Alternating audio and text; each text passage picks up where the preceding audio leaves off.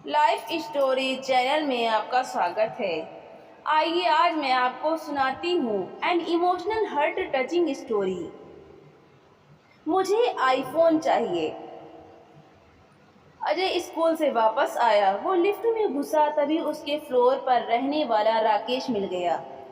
वो अजय के ही स्कूल में पढ़ता था। अजय ने पूछा, क्या हुआ, आज स्कूल नहीं गया? यह सुनकर राकेश बोला, मेरे पापा आज मुझे घुमाने ले गए थे और जानता है उन्होंने मुझे क्या दिया? यह कहकर उसने जेब से आईफोन निकाल कर दिखाया। अजय यह देखकर हैरान रह गया। अभी से आईफोन? मेरे पापा तो मुझे सिंपल सा फोन भी नहीं लेने देते। यह सुनकर राकेश हंसने लगा। किस दुनिया में रहते हो तुम लोग? आईफोन के बिना आजकल कुछ होता है? जिसके पास आईफोन नहीं, लोग उसे गरीब मानते हैं। कुछ ही देर में दोनों का फ्लोर आ गया। अजय अपने घर पहुंचा। वो आज बहुत परेशान था। सीधा अपने कमरे में चला गया। अजय संतोष जी और राधिका जी का इकलौता बेटा था। संतोष जी एक कंपनी में नौकरी करते थे। उनकी सैलरी से फ्लैट और गाड़ी की ईएमआई निकल जाती तो कुछ बचता नहीं था। बस किसी तरह गुजारा हो रहा था। इस अपार्टमेंट में शिफ्ट होते ही उनके खर्चे डबल हो गए थे। स्टेटस के चक्कर में गाड़ी भी लेनी पड़ गई।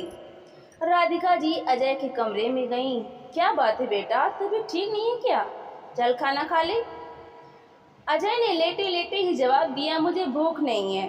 राधिका जी समझ गए कि किसी बात पर गुस्सा है। वो बोली, मुझे बता, बात क्या है? क्या स्कूल में किसी ने कुछ कह दिया? अजय उठकर बैठ गया। मम्मी, पता है मेरे सारे दोस्तों के पास आईफोन है।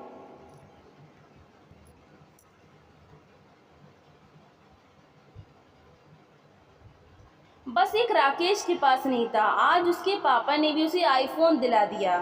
अगर गरीब बनकर रहना था तो यहाँ आने की क्या ज़रूरत थी? राधिका जी को एक बार तो बहुत गुस्सा आया, लेकिन फिर भी उन्होंने बात को संभालते हुए कहा, बेटा ऐसा नहीं कहते। तुझे पता है हमने कितनी मुश्किल से ये फ्लैट खरीदा है। उसकी ईएमआई, गाड़ी की ईएमआई, इसके बाद बहुत मुश्किल से घर का खर्च चल पाता है।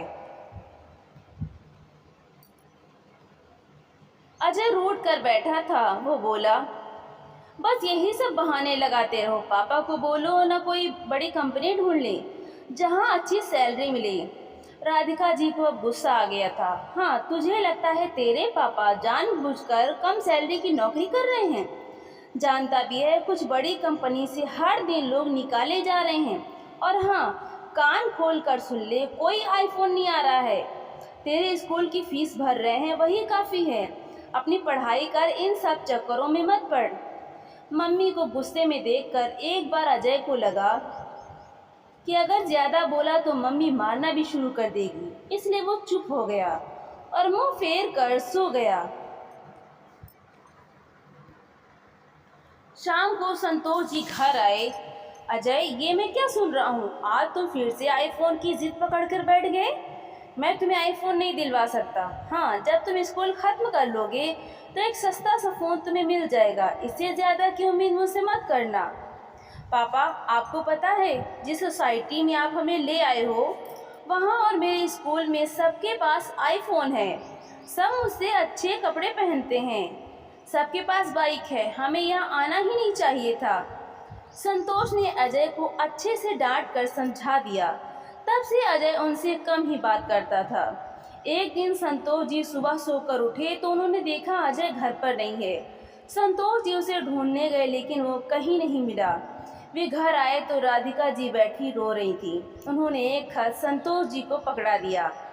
उसमें लिखा था, पापा मैं घर छोड़कर जा रहा हूँ। मैं अब कुछ बनकर ही वापस लौटूंगा। एक एक चीज़ के लिए मन मार कर मैं रह नहीं सकता। संतोष जी सिर पकड़कर पलंग पर बैठ गए। इधर इधर अजय ट्रेन पकड़कर सीधा मुंबई पहुंच गया। उसे यकीन था कि एक दिन वो बड़ा आदमी बन जाएगा। स्टेशन से बाहर आते ही चारों तरफ भीड़ दिख रही थी। अजय एक होटल के सामने से गुजरा। उसे भूख लगी थी। वो उस होटल में गया। वहाँ एक वेटर आया, उसे खाने का ऑर्डर ले गया। कुछ देर में एक कमज़ोर सा आदमी जिसकी उम्र लगभग 45 साल की थी, खाना टेबल पर लगा गया। अजय खाना खाकर जब होटल के मालिक को पैसे देने गया तो उसने कहा, ये जो सामने आदमी है वो बहुत कमज़ोर है, इसे हटाकर किसी ढंग के मजबूत आदमी को काम पर रखो। यह क्या ही काम कर पाता होगा। बेटा, यह आदमी बहुत अमीर बाप की औलाद है, लेकिन आज से 20 साल पहले यह किसी बात पर अपने घर वालों से नाराज़ होकर यहाँ आ गया। बहुत ढूंढने के बाद भी जब इसे कोई ढंग का काम नहीं मिला तो पेट पालने के लिए यह हमारे यहाँ काम करने लगा। कुछ साल बाद यह वापस अपने घर गया, लेकिन तब तक इसके माता पिता इसे याद करते करते मर गए थे। सारी संपत्ति पर इसके रिश्तेदारों ने कब्जा कर लिया था। फिर यह वापस यहीं आ गया। तब से चुपचाप काम करता रहता है। शायद यह अपनी गलती का प्रायश्चित कर रहा है। होटल के मालिक की बात सुनकर अजय के पैरों तले ज़मीन खिसक गई। उसने अपने पापा को फ़ोन किया, पापा, मुझसे बहुत बड़ी गलती हो गई। मैं आपसे कुछ भी कभी नहीं मांगूंगा। मैं कल तक वापस आ जाऊंगा। संतोष जी ने पूछा, बेटा तू कहाँ है? मैं तुझे लेने आ जाता हूँ। नहीं नहीं पापा, बस मैं आ रहा हूँ, कहकर अजय ने फ़ोन काट दिया। रात की ट्रेन पकड़कर वो घर के लिए रवाना हो गया। जीवन का वो सबक जो उसके पापा उसे ना सिखा पाए, उसने ठोकर खाकर जान लिया था। तो दोस्तों, आपको ये कहानी कैसी लगी? लाइक करें, शेयर करें और कमेंट करके हमें ज़रूर बताएं। और ऐसी ही मज़ेदार कहानियाँ सुनने के लिए हमारे चैनल को सब्सक्राइब करना बिल्कुल भी ना भूलें। तो मिलते हैं अगली नई कहानी के साथ। बहुत बहुत धन्यवाद।